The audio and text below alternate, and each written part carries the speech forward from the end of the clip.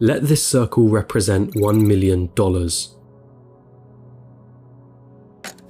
This is what $10 million would look like. This is what $100 million would look like. And this is what $1 billion would look like.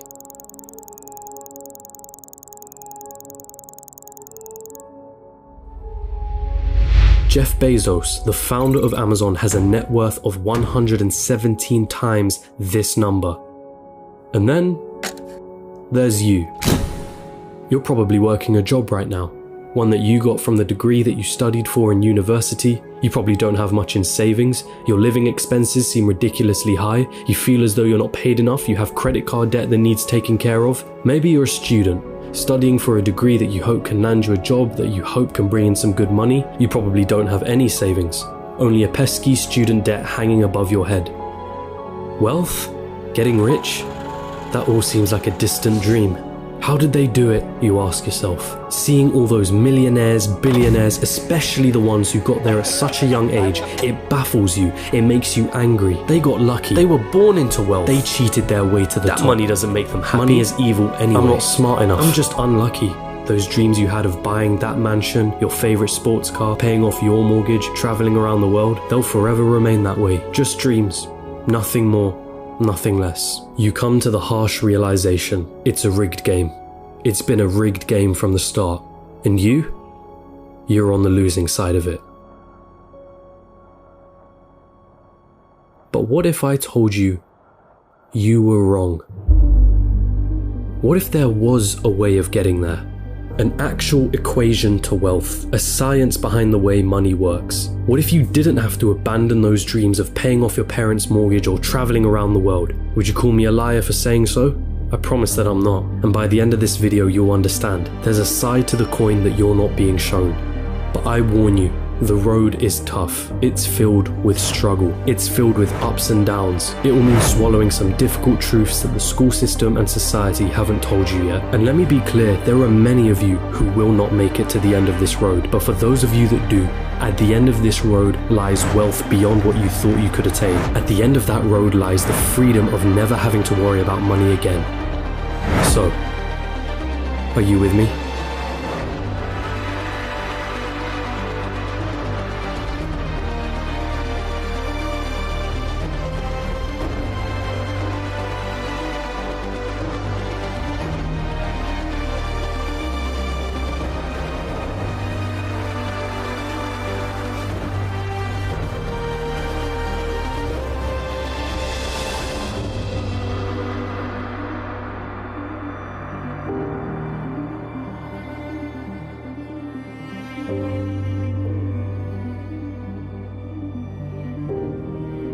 Still with me? Then let's not waste any more time. What do you really think about money? Is it something you work for? Is it earned or is it inherited? Is it the root cause of all evil? Are you desperate to have more of it? Have you been chasing it most of your life? Truth is, most of what you think about money has been influenced by your upbringing and environment. If you were born into a family that didn't have much money growing up, then you're more inclined to believe that you too will not grow up to have much money. Or perhaps you went on the complete opposite end and decided to make as much money as you can so that you will never be in that position again. The fact that your school didn't teach you much about this subject doesn't help things. And because of this, most of you are going to have false beliefs about money that aren't going to help you on this journey. Now stick with me here, because we're going to have to change the way you've been seeing money your whole life. Hollywood has always had a habit of depicting the wealthy and rich as evil, backstabbing, entitled, or corrupt individuals. If you won't get me a squirrel, I'll get one myself. Question is, have you bought into that stereotype? A recent report released by WealthX showed that of the world's ultra-wealthy, those that had a net worth of 30 million or more, 68% of them were self-made. And it seems like every other study backs up this conclusion. Warren Buffett? Self-made billionaire. Howard Schultz? Born in poverty. Oprah Winfrey? Born in poverty. Jeff Bezos? Self-made billionaire. Elon Musk? Self-made billionaire. Sarah Blakely? Self-made billionaire. What is it that these people know that you don't? Truth is, your equation is all wrong. Here's the two-dimensional equation that you've been taught. Money equals salary earned from a job. Past a certain point, the prospect of getting a job becomes the sole purpose of your education. So what's wrong with that, you ask? I'm gonna assume that if you're watching this, you want to make money, a lot of it, and in as short amount of time as possible. If that is your goal, then this equation for generating money will never get you there. We all have one precious resource, the most important resource of all, and once it's gone, there's no way of getting it back. That resource is time. In a standard job, the amount of money you earn is dependent on the amount of time you put into that job. If you earned $20 an hour and worked 40 hours a week, it would take you nearly 24 years to reach a total of $1 million. But that is without subtracting any taxes or any expenses that you will incur over 24 years. And let's not forget that inflation would make your $1 million less valuable. The reality is that on a salary of $20 an hour, you can only really be a millionaire at an old age by living frugally. And most of that precious resource known as time has slipped through your fingers. You traded all that time for money, and it wasn't even a substantial amount either. So again, you ask yourself, how is it then that there are self-made millionaires and billionaires at such young ages? What makes them so different? And the truth is, they have a better equation than you. They have a way of understanding money that you haven't quite grasped yet.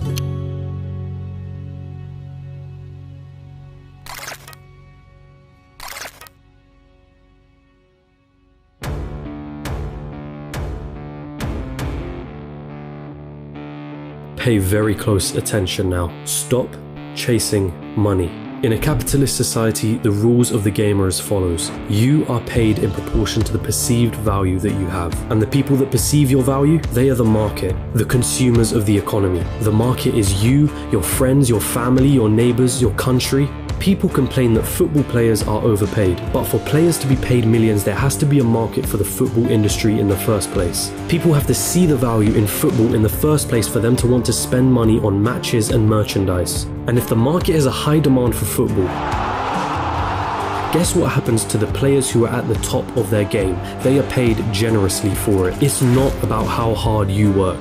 The cleaner that's sweating and tiring himself out every day is paid far less than the accountant sitting behind a desk. Why? Because the market perceives the value of what the cleaner does to be far less than the accountant. As harsh as it may sound, the cleaner can be replaced by anybody. It isn't difficult to learn how to do his job, and therefore the market will not pay him more than the accountant, the guy who spent years studying numbers, the guy who has saved his clients thousands on their taxes. But even so, we just discussed how getting a job isn't the right equation to amassing a great amount of wealth in a shorter period of time. So then how can we increase our perceived value? What is it about people like Elon Musk or Jeff Bezos that makes their perceived value so high? The first step to this equation of wealth is quite simple. If you want money, solve problems. If you take a second to digest this statement, you'll realize that just about all money runs from this basic premise. If it solves a problem, money will be thrown at it. If it's $1 million problem, then the solution will make you millions. If it's $1 billion problem, then the solution will make you billions. Think about all the problems that a site like Amazon solves. The hassle of going to a store, the hassle of having to wait weeks for a delivery, cheaper prices, and so on. Not to mention all the other companies that Amazon owns and the problems that those companies solve. Jeff Bezos helped solve $1 billion problem and was rewarded favorably for doing so. I see what you did. If you've been chasing money, then you've been doing it all wrong. It sounds almost paradoxical, but if you want money, it isn't money that you should be looking for. You should be looking for problems, and more importantly, solutions to those problems. And once you've found that solution, make a business around it. Wait, so that's it? Just solve problems and money will appear? So I'm gonna have to create the next Amazon for me to be rich, or the next Facebook or Google? You've gotta be kidding me, right? I don't even know how to code. I don't even have the money to start something of that scale. Hold on. You're once more going into old patterns of thinking. Start with a problem. Always start with a problem. Listen to the market around you. What are people saying they don't like? What are people saying they wish existed? What are people saying frustrates them? What do people think is incredibly inconvenient? Is that a problem that you can solve? And also, is it a problem that is worth solving?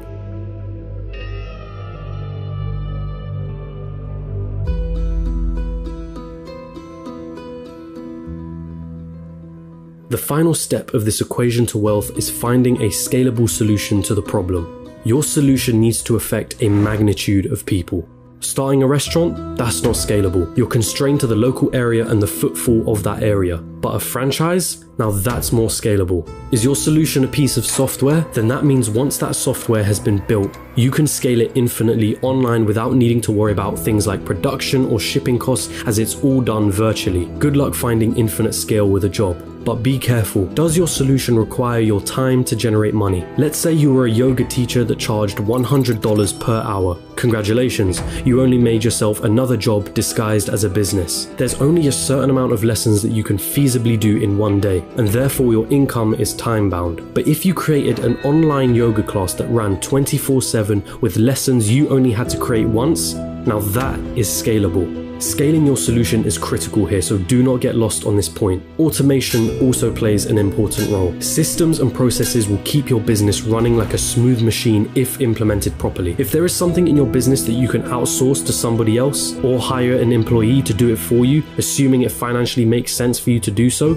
then do it. Tasking yourself with everything is a bad thing. As much as you may think you're the best, there's someone out there that can do a better job than you. Once you've found a solution, it's your job to make sure that solution can be accessed by everyone in your market. It's not about your ego and it's not about what you're passionate about. The market doesn't care about your passions. So now that you have your profitable business running with the right systems and processes in place, it's time to move on and reap what you sowed.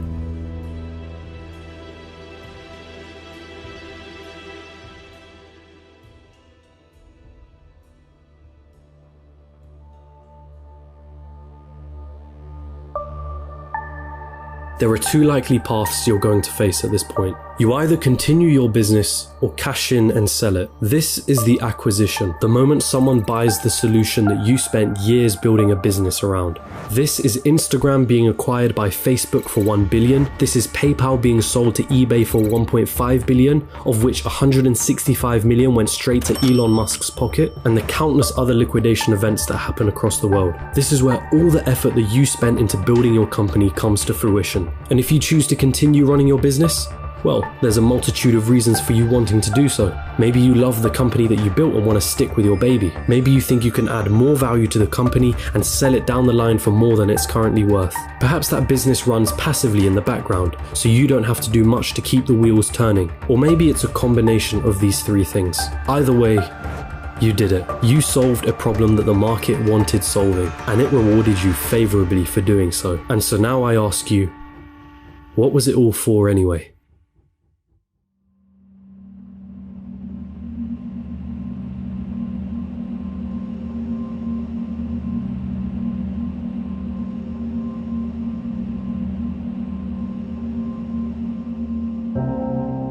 For most of you, it was never about the money. Money is just a piece of paper, a number on a screen. Its value is only backed up by our belief in its value. From the very start, this was never about the money.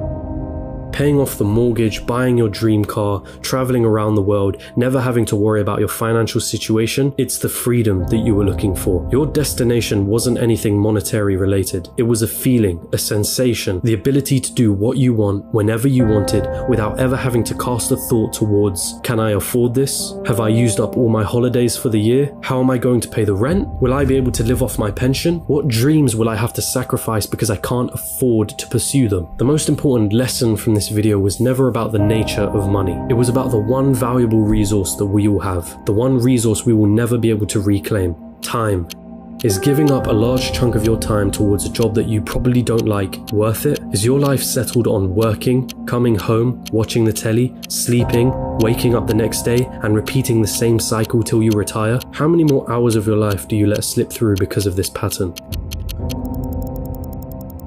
Or perhaps you're fine with that reality. Perhaps you have no other choice but to follow that path for the time being. And if that's the case, there's nothing to worry about. The most you got from this video was a little entertainment and maybe a change in perspective. But there are those of you that understand the other side. Those of you that have the desire to never need to worry about money ever again. And so I feel the need to remind you, stop chasing money. Chase problems and find the solution to those problems. This is the equation through which all money is found. If you desire liberty through never needing to worry about money ever again, then let solving problems be the meaningful struggle in your life. Does it mean you'll be happy at the end of the road? Does it mean you'll feel fulfilled?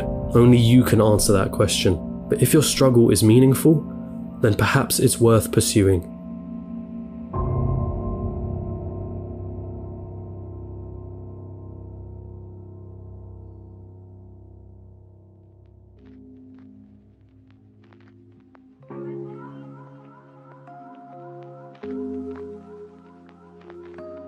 And there it is, your equation to wealth. Of course, I missed out on a lot of intricacies in this video. The topics of business, money, entrepreneurship are far too vast for me to cover in a single video like this. But if you do want to get started on this journey, I do recommend you read the works of MJ DeMarco, who heavily inspired me to create this video. And it's also important to come back to an original point that I made at the start of this, which is that most people will not succeed for various reasons. But the most important part is failing fast, and moving on to the next thing. And if you're out there doing something that isn't strictly related to a business, but you want it to make money, then asking yourself the question of what problems am I solving could lead you to find ways of better monetizing whatever it is that you're doing. And that also includes a job and a career. If you can solve more problems and find more solutions at your place of employment, you have something that you can use to leverage a higher salary. But I will end this all on the same message that I have repeated numerous times in this video. Stop chasing money and start chasing solutions to problems. Hey, you've arrived at the end of the video, and thank you so much for watching, but don't click off just yet. I do want to take the time to say thank you very much for watching to the end. These things take quite a few sleepless nights to research, script, film, and edit, so you can't imagine how much I really do appreciate your support. If you genuinely enjoyed this video, then don't be shy, hit the like button, and if you disliked it, hit the dislike button twice just to be sure, and comment down below and let me know why. My goal with this channel has been to create entertaining documentary style videos on business, finance, and life in general. And if that sounds like something you'd be interested in and you'd want to tune in for more, hit the subscribe button and hit that notification bell. Make sure all your notifications are turned on. But with all of that being said, I hope you have a wonderful rest of the day.